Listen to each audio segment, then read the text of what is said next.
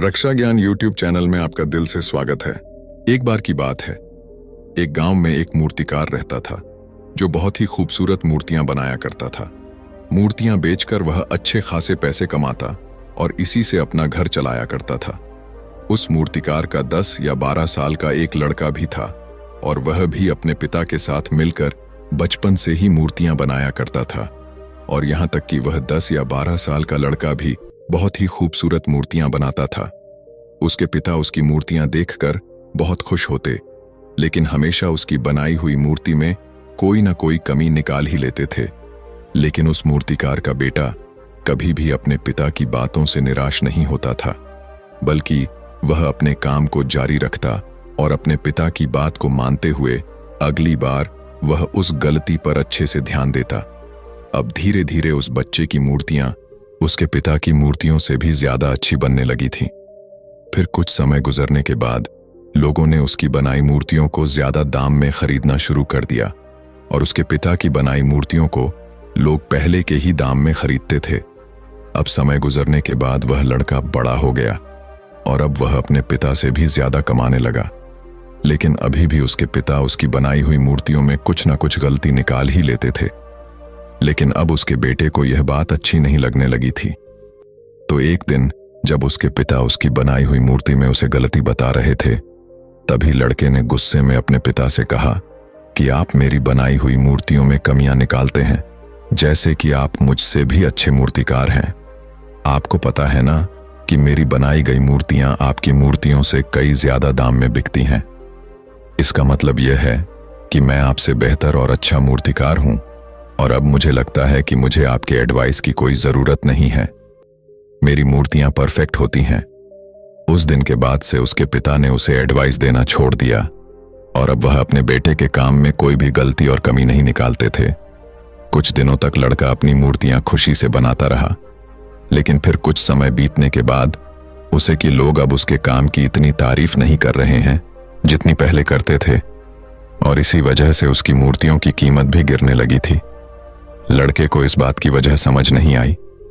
उसे अपनी बनाई गई मूर्तियों में कोई भी कमी नजर नहीं आ रही थी, जिसे सुधार कर वह फिर से अपनी मूर्तियों के दाम को उठा सके। वह इस बात से बहुत परेशान हो गया और एक दिन वह अपने पिता के पास गया और उन्हें अपनी प्रॉब्लम बताने लगा। पिता ने उसकी पूरी बात सुनी और उसे कहा, मुझे पता था कि एक दिन यह तुम्हारे साथ जरूर होगा। यह सुनने के बाद बेटा हैरान हो गया और उसने कहा, क्या आपको पता था कि होने वाला है? पिता ने हाँ में सर हिलाया और कहा, क्योंकि यह मेरे साथ बहुत साल पहले हो चुका है। तभी लड़के ने कहा, फिर आपने मुझे यह चीज क्यों नहीं बताई? पिता ने कहा, क्योंकि उस समय तुम समझना नहीं चाहते थे। मुझे पता है कि मैं तुम्हारी जितनी खूबसूरत मूर्ति नहीं बना सकता हूं, इसीलिए मैं हमेशा यह कोशिश करता था कि मैं एक टीचर की तरह तुम्हारी बनाई गई मूर्तियों में कमी निकालूं, क्योंकि जो काम हम खुद करते हैं उस काम में हम कभी भी कोई गलती नहीं निकाल सकते हैं, क्योंकि हम सब अपने काम को पसंद करते हैं और सबसे अच्छा समझते हैं। लेकिन दूसरा इंसान उन गलतियों को देख सकता है जो हम अपने हाथों से किए गए काम में नहीं देख सकते।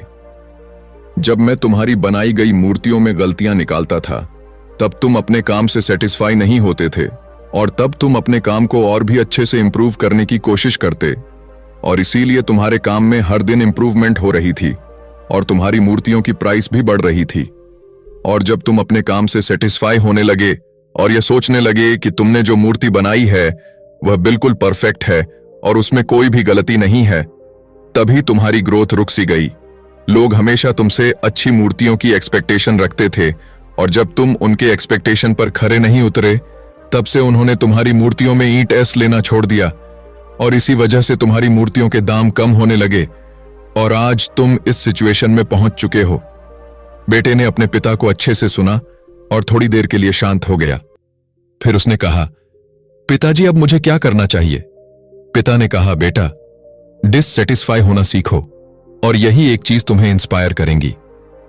हमेशा अपने काम को बेहतर बनाने के लिए, हमेशा अपने काम में इंप्रूवमेंट लाने के लिए।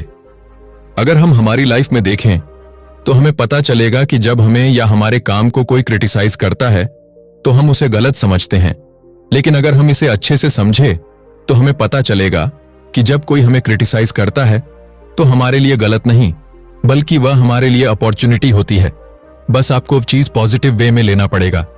जब आपको या आपके काम को कोई क्रिटिसाइज करता है तो उसे एक फीडबैक की तरह समझो और उस गलती को फिक्स करो और अपनी प्रोग्रेस की तरफ बढ़ते रहो।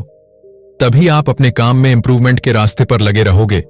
चाहे दुनिया का कोई भी काम हो, उसका कोई अंत नहीं होता।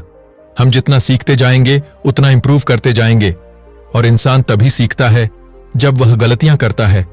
तो अगर आप इस कहानी को और भी लोगों तक पहुंचाना चाहते हो तो वीडियो को लाइक करिए, शुक्र करो और जिंदगी में आगे बढ़ो।